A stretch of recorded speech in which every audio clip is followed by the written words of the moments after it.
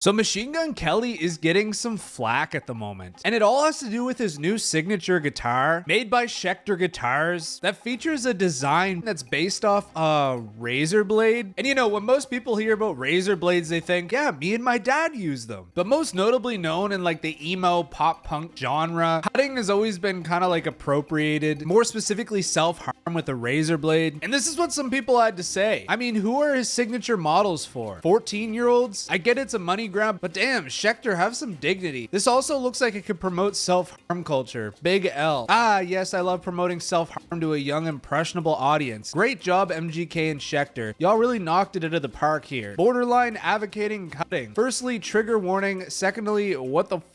And thirdly, I thought only guitar players get signatures. What the fuck is this? The MGK model should have been a toilet seat. Damn! So in MGK's words, he said, this guitar is kind of an ode to tickets to my downfall. Schecter made it happen.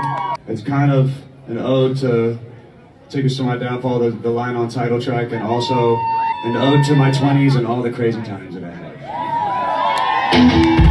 So I have to know from the big MGK stands out there, does Ticket to My Downfall talk about shaving a lot? MGK actually did respond to some of the backlash saying, I'll never explain my art because true art is conversational and is always up for interpretation, but I will say most of you constantly interpret it wrong and then blame me for your version of what you think my art is. Ultimately, I'm sad at how people perceive me in general. So it looks like the guitar was originally up for $2,169. I'm assuming since the backlash, the price tag has been slashed to $14.99, a $700 reduction. Okay, so here's what I'll say about the situation. First of all, the guitar is kind of ugly.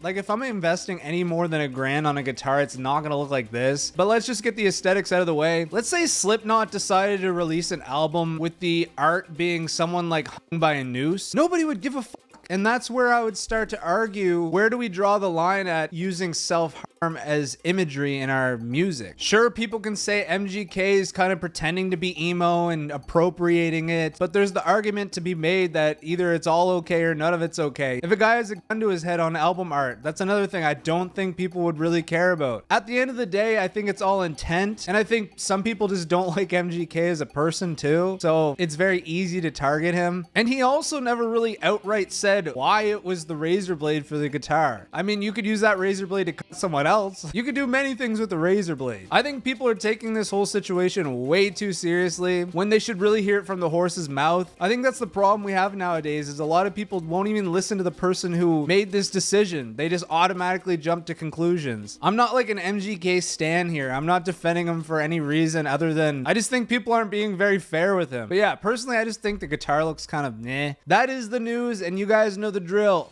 Ta-ta for now.